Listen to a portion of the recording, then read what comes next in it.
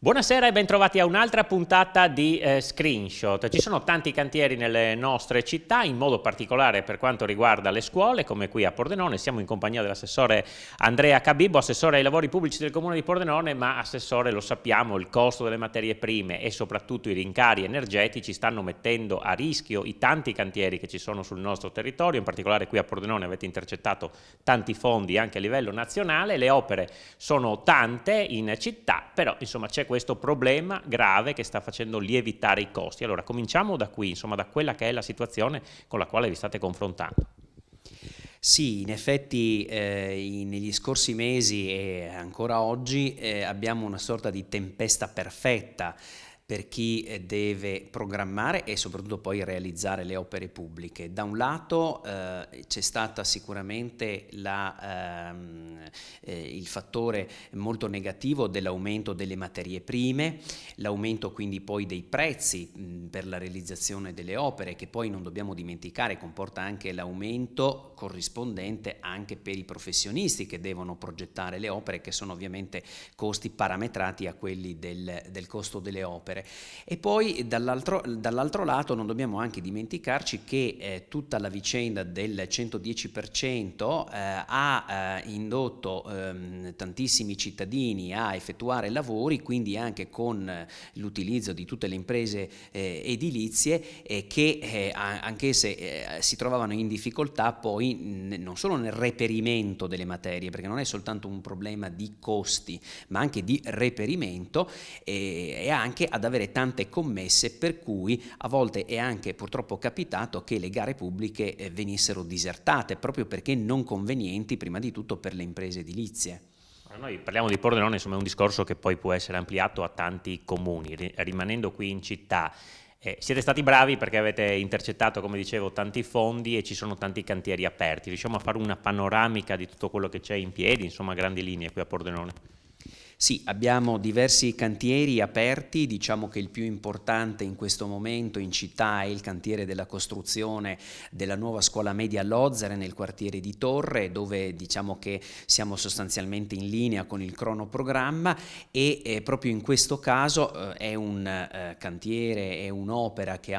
viaggia diciamo con un quadro economico intorno ai 12 milioni di euro, e già in questo cantiere abbiamo verificato appunto che si è reso necessario provvedere ad una integrazione di quello che è il costo richiesto dalla ditta appaltante e dalla ditta appaltatrice, e quindi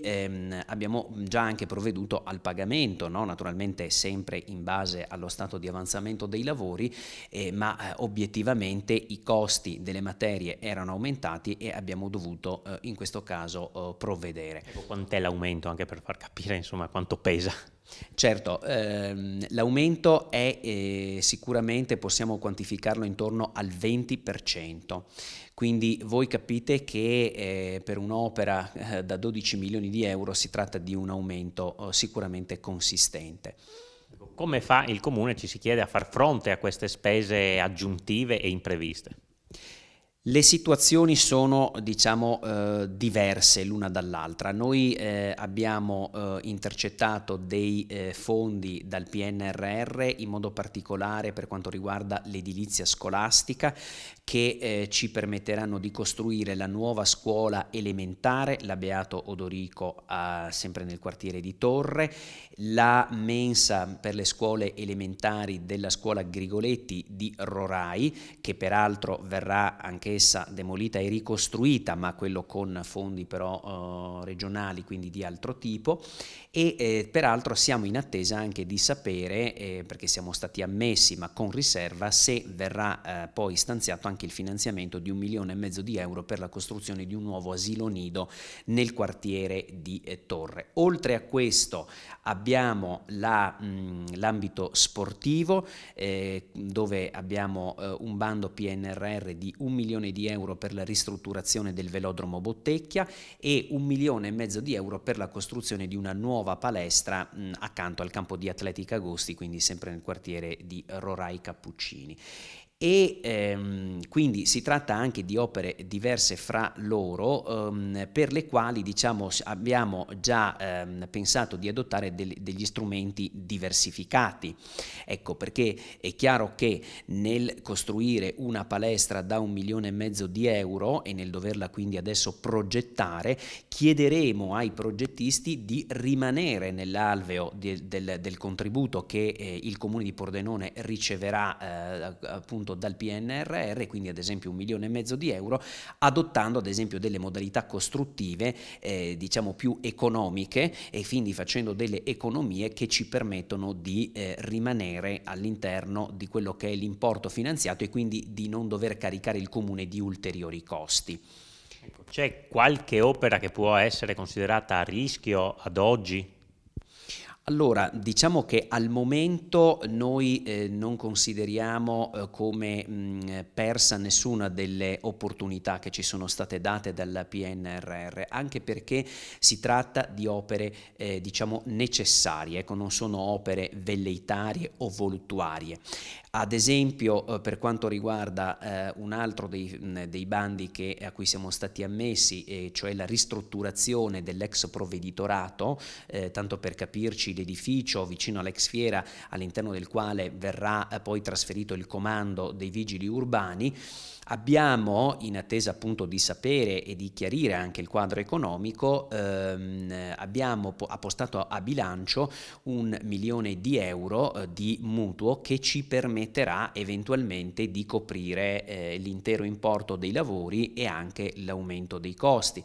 Così come abbiamo fatto proprio ieri sera con una variazione di bilancio per quanto riguarda la mensa della scuola Grigoletti, dove sono stati stanziati 80.000 euro appunto a copertura dei maggiori costi. Ecco, diciamo che gli interventi sono diversificati, noi cercheremo di fare tutto il possibile per garantire tutte le opere, certamente però se dovessero verificarsi ulteriori aumenti saremo costretti a rivedere alcune cose, perché chiaramente sarà difficile, ecco, garantire il bilancio del Comune, considerando che poi ad esempio anche il Comune ha i suoi costi che sono aumentati. Pensiamo soltanto al fatto che avremo un aumento di 3 milioni di euro solo per pagare le bollette. Sì, e qui mi dà un assist perché proprio su questo nella giornata di lunedì avete fatto un importante consiglio comunale dove avete fatto insomma, di fatto una variazione di bilancio proprio per consentire con l'avanzo di bilancio di pagare le bollette. Ne abbiamo parlato con il sindaco Alessandro Ciriani, allora lo sentiamo in questa intervista. Seduta a Fiume del Consiglio Comunale di Pordenone, al centro dei lavori una variazione di bilancio per far fronte alle spese urgenti, alla voce costi energetici, visto che l'esborso è passato da 3 a 6 milioni e così i soldi accantonati dal Comune se ne andranno in bollette. Queste variazioni sono delle variazioni, devo dire, molto singolari, che rispecchiano e riflettono il momento difficile in cui ci troviamo. Se fossero tempi normali, 3 milioni di avanzo di amministrazione sarebbero un'ottima notizia, tanto per il Comune quanto per la comunità. E invece purtroppo queste risorse sono assolutamente poche rispetto all'impatto che il caro bollette ha anche nel Comune e quindi purtroppo ci troviamo in una situazione davvero singolare di avere i soldi ma di doverli bruciare per pagare le bollette. Io mi auguro davvero che ci sia un netto cambio di passo anche a livello nazionale che consente di utilizzare queste risorse per sviluppare la nostra comunità, per dare servizi e per migliorarli e non invece per pagare le bollette della corrente e del riscaldamento. All'orizzonte lo scenario è ancora più nero. Se si dovesse replicare pari pari la situazione del 2022 nel 2023 è chiaro che ci troviamo di fronte ad una situazione non dico drammatica ma molto molto complicata. Ora, queste erano le parole del sindaco Alessandro Ciriani, insomma, come abbiamo sentito, un avanzo di bilancio destinato insomma, al caro bollette con lo scenario anche del futuro, insomma, come ha detto appunto Ciriani, se il prossimo anno sarà così, sarà difficile anche garantire i servizi. Ecco, questa è una situazione alla quale si spera che la politica, visto anche insomma, il nuovo governo in arrivo, insomma, ponga rimedio.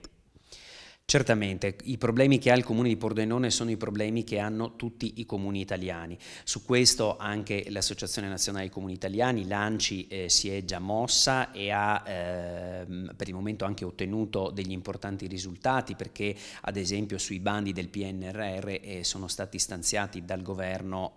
40 miliardi di euro proprio per far fronte all'aumento dei costi e delle materie prime e dei lavori. Naturalmente naturalmente poi ciascuno di noi dovrà fare la sua parte, no? Quindi la pubblica amministrazione, da buon padre di famiglia, dovrà cercare di capire quali sono le cose necessarie, quali sono i servizi necessari per i cittadini, quali sono invece le cose su cui magari invece si può essere rivista qualche spesa, e naturalmente anche poi ai cittadini comprendere che il comune, come tutte le famiglie, dovrà fare i conti anche in casa sua. Sì, purtroppo la situazione è questa. Noi ci fermiamo per una piccola pausa pubblicitaria, poi ritorniamo a parlare con l'assessore Cabibbo delle opere pubbliche a Pordenone, non solo, a tra poco.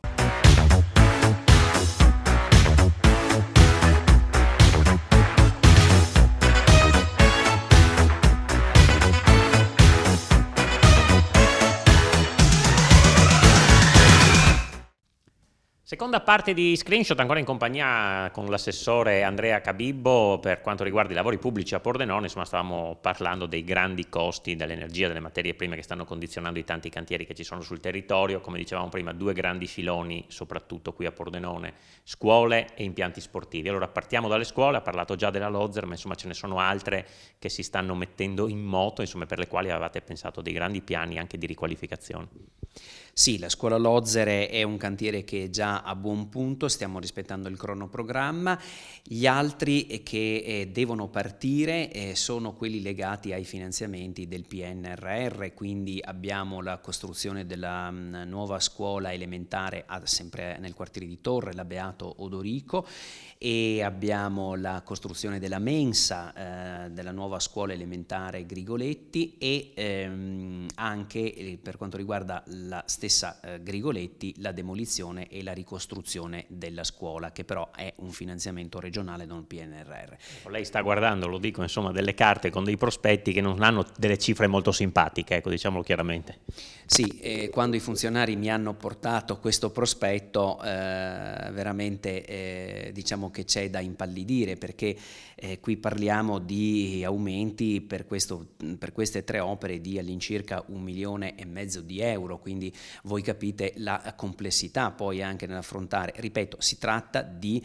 opere necessarie, non di opere velleitarie. È vero che su questo, ad esempio, lo Stato ha dato la possibilità di aumentare i quadri economici del 20% con il famoso decreto aiuti del maggio di quest'anno. È vero che è già stata anche stanziata una prima tranche da dare ai comuni, ma c'è un altro problema, che è quello dei tempi di realizzazione delle opere e soprattutto anche dei tempi da rispettare per l'appalto di queste opere. Come diceva prima, c'è il rischio che vada anche qualche gara deserta, il che sarebbe, insomma, paradossale, tra virgolette. Esatto, cioè per spiegare ai telespettatori che ci stanno guardando, il problema è questo: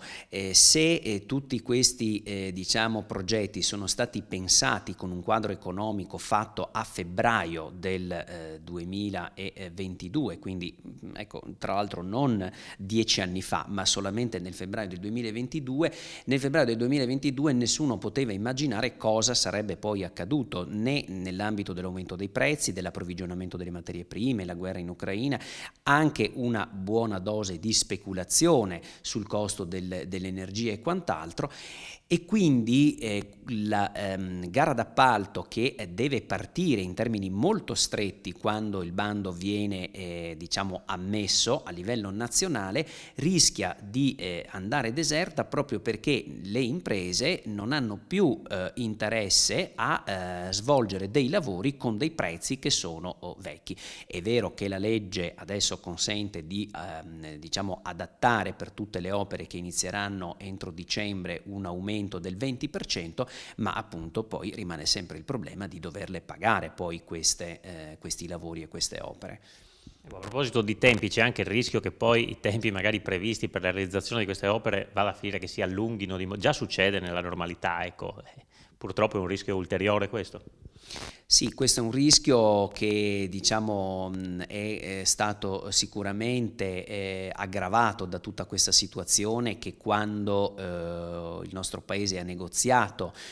con l'Europa il PNRR non era sicuramente prevedibile. Io credo che questo problema, che riguarda, ripeto, tutti i comuni che hanno avuto accesso ai bandi del PNRR, ai fondi del PNRR, è un problema non solo dei dei comuni, ma dell'intero nostro paese, e quindi sicuramente lo Stato dovrà affrontare questo tema. Credo che nell'agenda del nuovo governo questo sia uno dei temi principali e prioritari da affrontare quanto prima, proprio per poter rinegoziare con l'Unione Europea i termini per l'esecuzione delle opere, perché ricordiamo che appunto tutti questi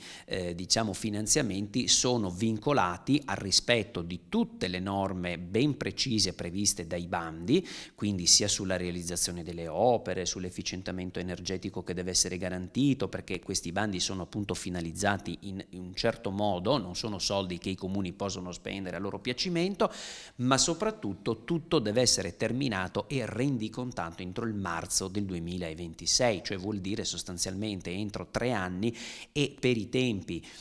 di chiunque, pensate, chiunque degli telespettatori che ci sta ascoltando che abbia costruito una casa sa quali possono essere i tempi nel gestire un cantiere, ma a maggior ragione nella pubblica amministrazione, dove poi ci sono delle regole, delle procedure, e soprattutto poi nel nostro paese piuttosto farraginose, per cui anche ripensare ad alcune modalità di assegnazione degli appalti potrebbe rendere più snelle tutte le procedure e quindi farci raggiungere l'obiettivo importante, perché queste grandi opportunità non possiamo sicuramente sprecarle. Si diceva delle scuole, sul fronte invece delle opere pubbliche per quanto riguarda lo sport, cosa c'è in piedi? Allora, per lo sport abbiamo avuto la possibilità di ottenere un bando molto importante di 2,5 milioni di euro, una parte, 1 milione di euro, destinata alla ristrutturazione di un impianto già esistente, che è quello del velodromo Bottecchia, e l'altra invece per 1,5 milioni di euro, sempre diciamo nella zona dello stadio Bottecchia e del campo di atletica Agosti, dove realizzeremo una palestra. Questo, diciamo, come progettualità, dicevo prima, ci permette di poter adottare delle formule che, garantendo comunque l'efficienza dell'opera, della struttura e anche degli standard energetici, diminuendo appunto magari alcuni costi, ad esempio con delle modalità costruttive diverse che costando meno ci permettono di raggiungere il risultato. Ad esempio abbiamo adottato per la costruzione al posto del vecchio prefabbricato che c'è a Villanova, sostanzialmente dove c'era tutta una serie di attività, di associazioni, fra cui anche un centro sociale occupato, eccetera. Cattanegra, per capirsi. Esattamente, e lì abbiamo adesso provveduto nei giorni scorsi alla bonifica dell'amianto e all'abbattimento del vecchio prefabbricato. Verrà realizzata la cosiddetta casa intelligente, cioè una struttura per persone affette da autismo che potranno avere un centro diurno ma anche notturno di riferimento, e la modalità costruttiva adottata è cosiddetta con i pannelli XLAM, cioè una sorta di pannelli prefabbricati che permettono non solo di risparmiare ma anche di andare più veloci nella costruzione. Tornando agli impianti sportivi, un'altra diciamo possibilità che abbiamo sfruttato, ad esempio nei prossimi giorni si dovrà procedere con le gare, e poi diciamo per fine anno, inizio anno inizieranno i lavori di ristrutturazione, di manutenzione straordinaria del palazzetto dello sport.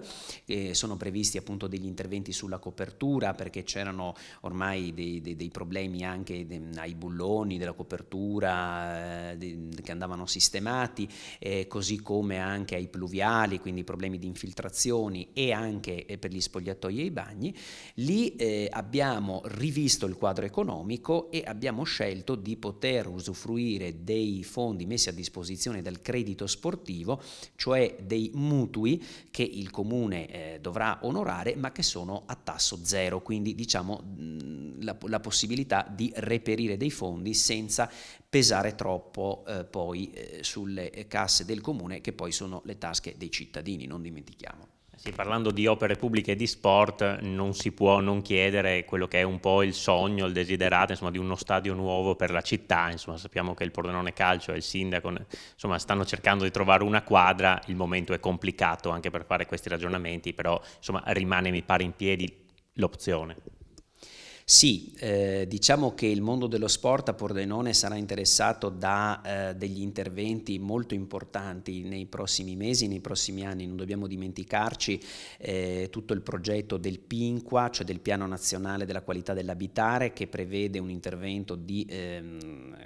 quasi 20 milioni di euro per tutta l'area dell'ex Fiera, dove sappiamo adesso esserci diverse realtà sportive e associative della nostra città. Anche lì verrà rimesso tutto a nuovo, progetti che poi appunto sta seguendo la collega, l'assessora Mirante, e altre situazioni. Lo stadio naturalmente, il sindaco lo ha sempre detto, è un aspetto importante della nostra città, perché Pordenone non ha mai avuto un vero e proprio stadio di calcio e lo merita, non solo perché adesso c'è una squadra e un presidente che si stanno facendo valere e che quindi stanno portando sempre di più le persone allo stadio, e quindi c'è questa esigenza, ma proprio perché lo stadio può diventare anche un luogo di svolgimento di altre attività e di cultura. È chiaro che per fare questo ci dovrà essere una sinergia tra il pubblico e il privato. Noi abbiamo fatto anche degli incontri con il presidente Lovisa e il presidente della Lega Pro, dove appunto è stato spiegato come anche a livello nazionale i finanziamenti potranno essere distribuiti non appena poi usciranno questi bandi che ancora non sono usciti, ma che prevederanno sicuramente un 51% di apporto privato e un 49% di apporto pubblico. Poi naturalmente le formule si potranno trovare e ci sono le possibilità più diverse, però ecco, è chiaro che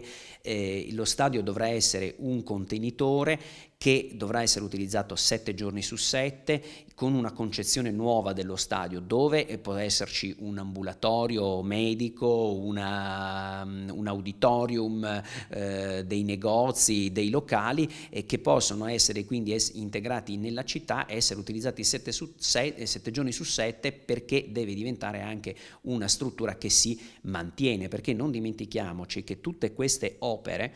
che andranno in porto avranno poi anche dei costi di manutenzione, e sappiamo quanto, ad esempio, le bollette in questo momento pesano e andranno sempre di più a pesare nei bilanci anche dei comuni. Immagino una riqualificazione quando si costruisce un nuovo edificio, non so, il fotovoltaico, insomma, cercare che possa essere il quanto più autonomo dal punto di vista della spesa energetica possibile, evidentemente.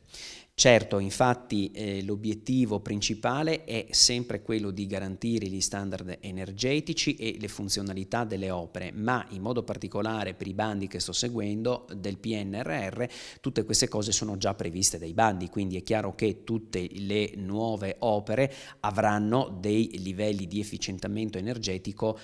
massimi, no? Quindi sono già predisposti in questo modo per consumare meno energia possibile. Grazie allora all'assessore Andrea Cabibbo, siamo arrivati alla fine di questa puntata, insomma, speriamo insomma, che le bollette diventino un po' più leggere, che tutte queste opere insomma, possano trovare compimento. Certo, speriamo insomma che si possa usufruire da un lato di un intervento di sistema da parte dell'Unione Europea, dello Stato e quindi a ricaduta dei comuni. Dall'altro noi ce la metteremo tutta, perché comunque dobbiamo sempre pensare al futuro in modo positivo, perché tutti noi lo vediamo nel quotidiano, abbiamo dei problemi, ma non ci dobbiamo scoraggiare, perché l'importante è avere gli obiettivi ben chiari, poi gli strumenti dovremmo adattarli a quella che è la realtà, eventualmente magari anche con qualche sacrificio se necessario. Sì. Grazie ancora, finisce qui questa puntata di Screenshot, grazie a voi per averci seguito, buona serata.